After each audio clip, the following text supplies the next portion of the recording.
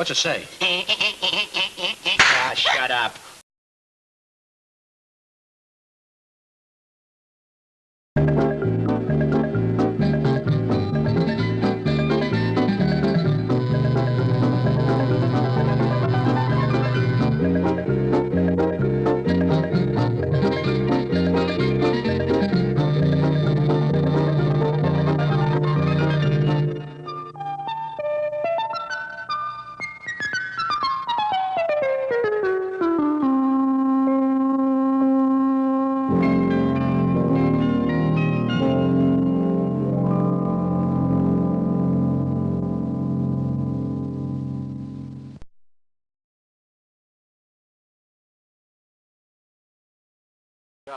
And here we are at Nearfest once again.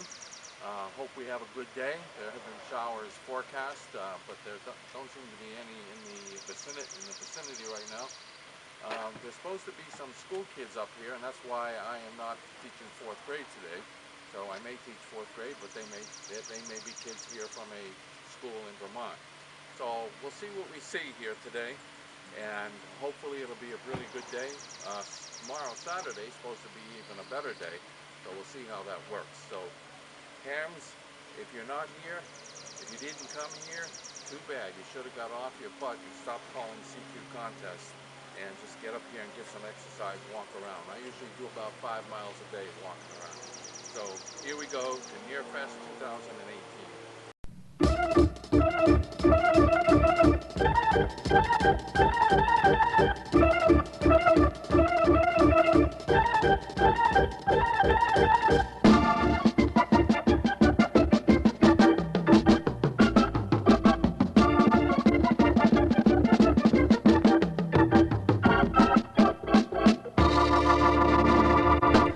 Your name and call. WA1SSJ. And your first name? Wayne. Wayne. And tell me what you have here. This is a Class E rig. This is the modulator power supply, and this is the RF deck. This is Steve's WA1QIX's design. And this is... but you built it? Yeah, and this is a 24 fetter. About a kilowatt. Okay, and tell me what some of the things do. I see numbers 1, 2, 3, 4. What does that do? That's the drains here. The drains. Okay. Each one has a meter.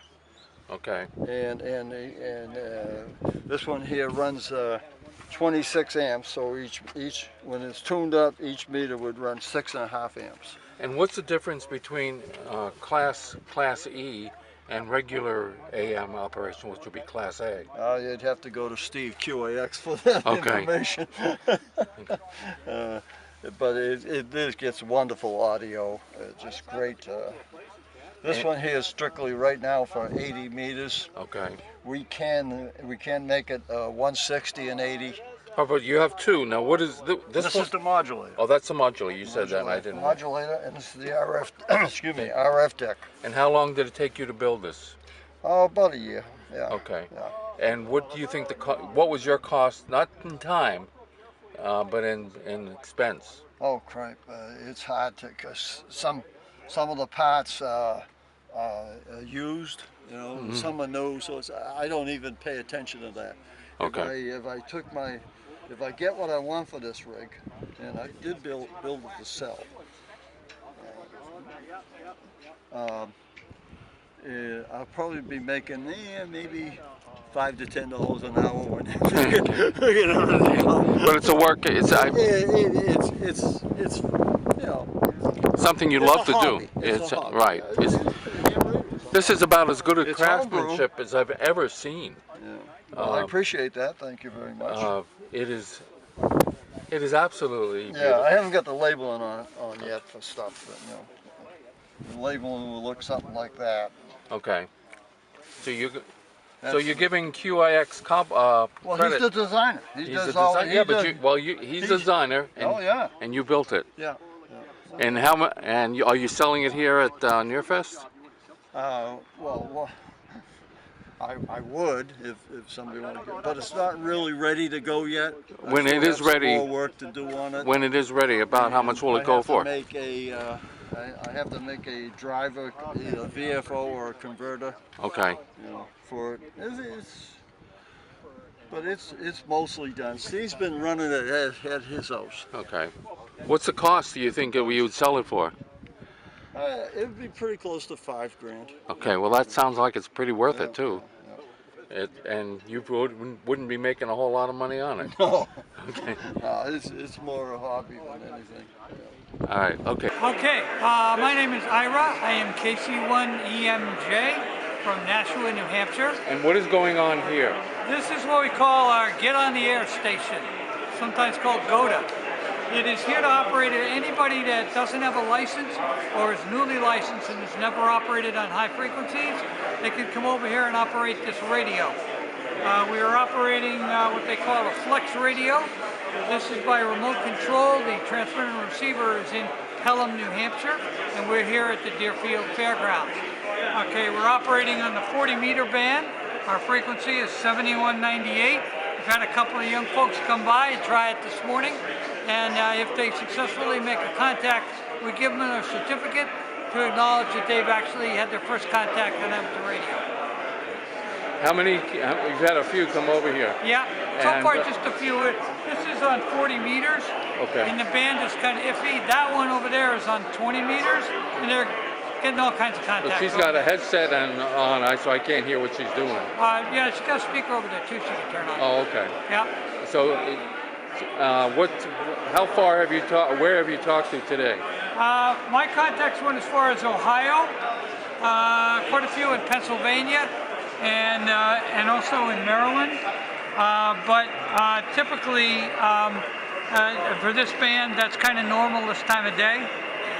All right, that band over there, she should have gone a lot further, and because that's a different frequency. Her frequency is twice as high as this one. Okay. What is your name and call?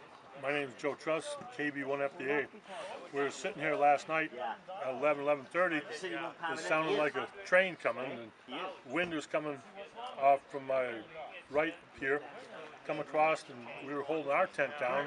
My wife's feet came off the ground, so we let it go. And as we were picking up parts and pieces, we saw the GE Moto tent where that car and barbecue grill is. It's a 20 by 40 tent. Came across the parking lot full and ended up here. And they picked it up with pieces and we helped them take the tarps off of it, and they took everything else back. I'm sure they're going to come after the steel, but kind of destroyed their weekend. How long did this wind event last? 5 minutes, 10 minutes. And it was done. Yeah, it was done. When the wind started, we could see debris and stuff over the top of the campers coming this way. Okay. And it rained. I don't think it rained much because when it rains hard, there's a gully right here, and it's a water bar, and that directs the water. And there was no water in it, so it really didn't rain that hard. It was raining enough to get you wet to make it uncomfortable. Right. And that was it. It just lasted, like I say, maybe 10, 15 minutes. That was it. And I've seen a lot of debris around here, branches. If you look up there, right next to Mo and Joe's, there's a pile of steel right in front of the further corner up there.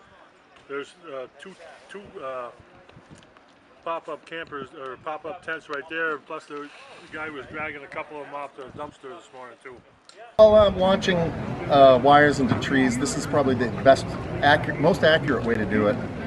It's a pneumatic launcher. You fill it up here with a bike pump or an air compressor. I've not gone over 80 pounds, so I wouldn't go much more, and I've gone over a 100-foot tree with about 80 pounds. So you launch the thing off. Here's the trigger. Once you're done, take off the barrel, and you can then use this, walk around the tree a little bit if you need to. First shot is usually the only shot you need to get the wire up. What's your call sign? N1CFB, November 1, Charlie Foxtrot Bravo. Well, we'll see you next year, Chris. All right, thank you. Okay, your name is? My name is Jamie. And your name? My name is Sophie. And you are from what school? We are from Acton Elementary in Maine. Okay, I have talked to some of the other people that are here. How many of you girls are here? We have 7 people here today. And everyone is a girl, correct? Yes. Don't you allow boys to do this? Well, we do, but we have but we got a full go team this Okay. year and last year too when we did it. And what grade are you in, dear? I'm in 5th grade, Okay, and you, what grade are you in? 4th grade. Okay. And what are you working on a project yourself? What do you mean? What are you doing for Odyssey of the Mind? Well, I'm all done building the prop I needed to, the Morse code key. Okay. There. And do you know any, oh, you do know Morse code a little bit. She knows Morse code. Okay. I do know the message. Okay, you are, I'm Burns Fisher, WB1FJ. and what do we do, what is all this here? What we're doing here, this is a rather high-end satellite communication setup. Outside we have a satellite, an antenna that will track satellites, ham radio satellites in particular, as they go over. This system here is the radio that we use to talk to the satellites and receive from them. We also have here a device that adjusts the antenna to point at the satellite. The computer over here is keeping track of what satellites are where and what the Doppler shift for a particular satellite is. So it adjusts the frequency of the radio as well as the direction that the antennas are pointing.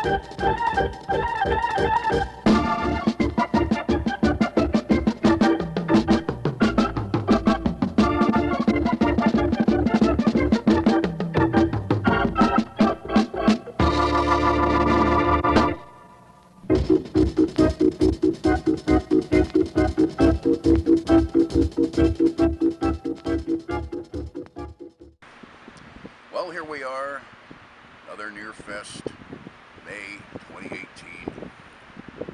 And, you know, the inmates are now running the asylum, and it's time for my boot heels to be a wonder.